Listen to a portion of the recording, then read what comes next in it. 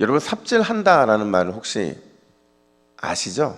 여러분, 삽질한다는 게 좋은 의미입니까? 아니면 나쁜 의미입니까? 어떤 성도님이요, 저한테 이렇게 말씀하신 적이 있어요. 목사님, 제가 한 달 내내 삽질만 했어요. 그래서 제가 무슨 삽질을 하셨냐 이렇게 물었더니 하시는 말씀이, 이미 하나님이 응답을 주셨는데 그걸 깨닫지 못해서 한 달 내내 그냥 똑같은 기도를 반복을 했다라는 거예요. 그래서 자신이 한 달 동안 삽질을 했다 이렇게 말씀을 하시더라는 거죠. 여러분, 삽질한다는 것은 긍정의 의미입니까? 아니면 부정의 의미입니까? 헛된 일을 했다라고 말하는 부정의 의미인 거죠. 근데 여러분, 우리는요, 가끔 삶에서 우리 주님께서 우리로 하여금 삽질하게 하실 때가 있는 것 같다고 느껴질 때가 있어요.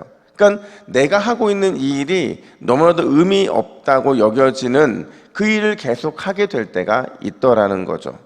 근데 중요한 건 우리 하나님은 절대로 우리에게, 속된 표현이지만 삽질하지 않게 하시는 줄 믿으시기를 바랍니다. 왠지 아세요? 어떤 무의미한 일이라 할지라도요, 우리 주님은 그 일을 통해서 반드시 주님의 위대한 뜻을 이루어 가시기 때문에 그래요. 그래서 우리의 신앙생활에는 삽질이라는 건 있을 수가 없어요. 여러분, 오늘도 그 주님의 은혜, 위대한 뜻이 이루어지는 기적이 있는 새벽이 되기를 간절히 축복합니다. 여러분, 우리는 화요일부터 계속해서요, 이 초막절과 관련돼 있는 요한복음 7장을 다루고 있어요. 이 초막절은 유대 절기 3대 절기 중에서 하나인데 어마어마한 사람들이 예루살렘에 모이게 됩니다. 자연스럽게 정치적인 얘기가 오가고 사회적이고 종교적인 이슈에 대한 논쟁이 펼쳐지게 되어 있어요. 근데 여러분, 이번 초막절에는 모든 이목이 누구에게 집중되어 있었을까요? 예수님에게 집중되어 있더라는 거죠. 오늘 본문은요, 당시 사람들의 입에 오르내리던 예수님에 대한 이슈, 그리고 그 이슈를 대하시는 예수님의 태도가 어떠하셨는지를 통해서 우리는 두 가지의 교훈을 얻을 수가 있어요. 첫 번째로, 믿으려면 제대로 알고 믿어야 한다라는 것을 오늘 본문은 보여주죠. 여러분, 초막절이라는 절기가 유대인들에게 어떤 의미일까요? 그냥 그들이 절기로 지냈는데 이 절기가 과연 어떤 의미가 있느냐 하는 거죠. 두 가지 강조점이 있는데, 초막절은 첫 번째로 감사의 의미가 있어요. 왜냐하면 출애굽 후에 40년 동안 지켜주신 하나님, 그 하나님에 대해서 감사하는 마음을 담아 올려드리는 절기가 바로 이 초막절이기 때문에 그렇죠.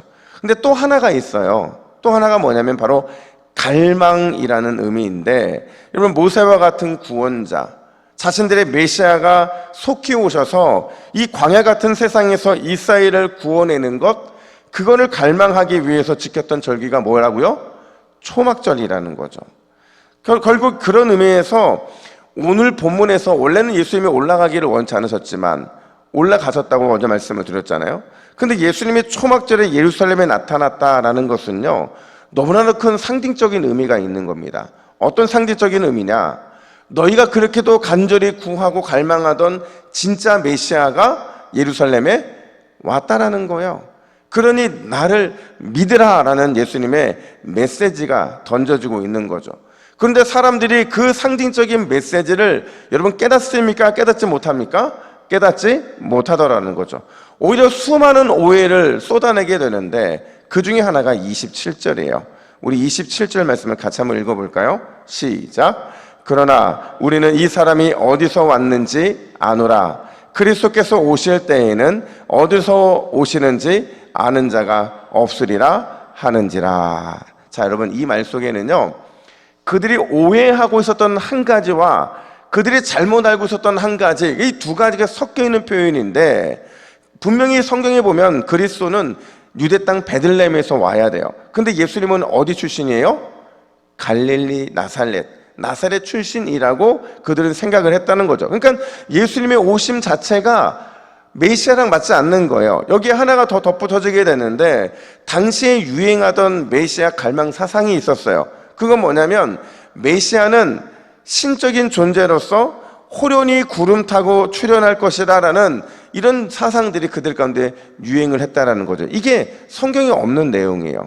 그러다 보니까 그들이 그리스도 메시아를 갈망하기는 했지만 정작 메시아가 이 땅에 오셨고 자신을 눈앞에 있음에도 불구하고 알아보지 못했던 거죠. 오히려 엉뚱한 이런 영적인 삽질을 하던 게 바로 그들의 모습이더라는 거예요. 여러분, 우리라고 그러지 말라는 법이 있을까요? 열심히 기도해요? 열심히 성경 보고 열심히 봉사하고 열심히 수고했는데 이 모든 게 엉뚱한 힘과 엉뚱한 에너지를 쏟은 거라고 한다면 우리의 삶이 얼마나 허무하겠냐 하는 거죠. 그래서 예수님은 뭐라고 말씀하시느냐? 29절에서 이렇게 말씀하십니다. 우리 함께 읽습니다. 시작. 나는 아노니 이는 내가 그에게서 났고 그가 나를 보내셨음이라 하시니. 아멘. 이 말이 뭐냐면요, 예수님은 제대로 아셨다라는 거예요. 내가 어떤 존재인지, 어떤 사명이 있는지, 내가 어떻게 말하고 행동해야 되는지 예수님은 모든 걸 제대로 알고 하셨다라는 거죠. 여러분, 이 말을 우리에게 적용해 보면, 우리가 예수님을 제대로 알면, 예수님을 통해 그분이 이루시는 하나님의 뜻을 온전히 깨달으면, 그러면 우리의 수고와 애씀은 반드시 좋은 열매, 반드시 합당한 열매를 맺게 되는 줄로 믿으시기를 간절히 축복합니다. 우리는 알고 믿는 게 중요한 거, 제대로 믿는 게 중요한 거죠.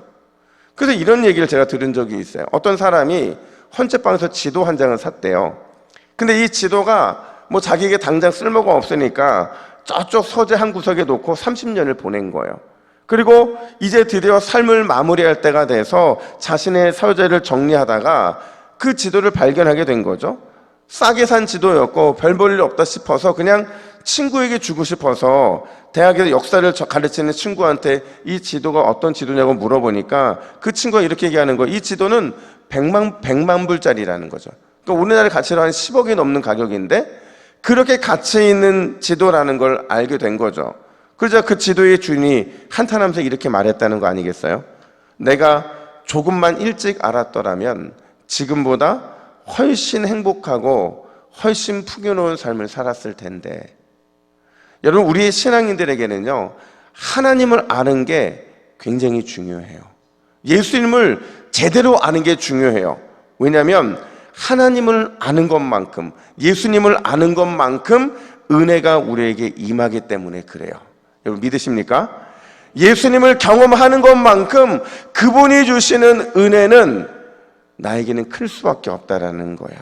그래서 믿으려면 제대로 알고 믿어야 한다는 거죠. 여러분, 오늘 이 새벽에도 나에게 예수님이 어떤 분이신가? 예수님은 나를 위해 어떤 일을 하셨는가? 예수님은 내 인생을 통해 무엇을 원하시는가? 주여, 내 눈을 열어 보게 하여 주시옵소서. 그 답을 찾고 놀라운 은혜 누리시기를 예수님의 이름으로 축복합니다. 뿐만 아니라 두 번째로 오늘 본문은요, 오늘 제목처럼 기회가 은총이라는 사실을 잊지 말아야 한다고 말을 합니다. 여러분, 예수님께서는 눈앞에 자신이 왔음에도, 메시아가 왔음에도 알아보지 못하는 백성들을 향해서 이렇게 선포하세요. 우리 34절 말씀을 우리 같이 읽습니다. 34절입니다. 시작. 너희가 나를 찾아도 만나지 못할 터이요 나 있는 곳에 오지도 못하리라 하시니. 아멘. 여러분, 이 말씀이 얼마나 중요한 말씀이냐면요, 두 가지를 전제로 하고 있는 거예요. 첫 번째가 뭐냐면 메시아를 만나는 거는 아무나 만날 수 있는 게 아니라는 거예요. 메시아, 구원자이신 메시아를 알아보는 것은 선택적이라는 거죠.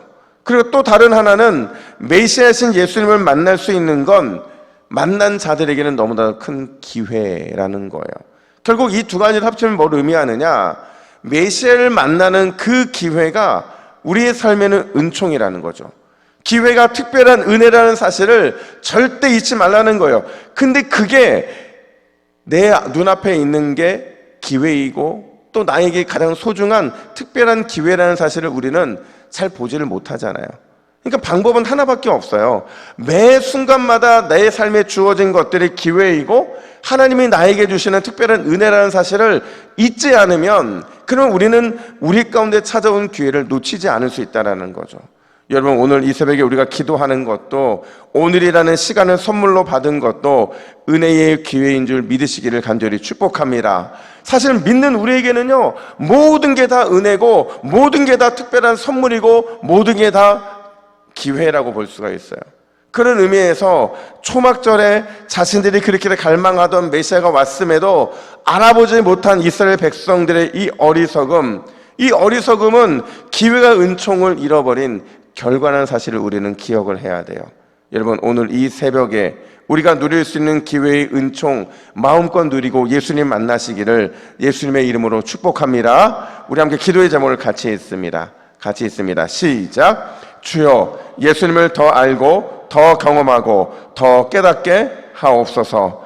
기회가 은총임을 잊지 말고 온전히 기회를 누리는 지혜로운 청지기가 되게 하옵소서. 아멘. 함께 기도하겠습니다. 하나님 아버지, 오늘 이 새벽에도 우리에게 너무나도 복된 기회를 주시니 감사합니다.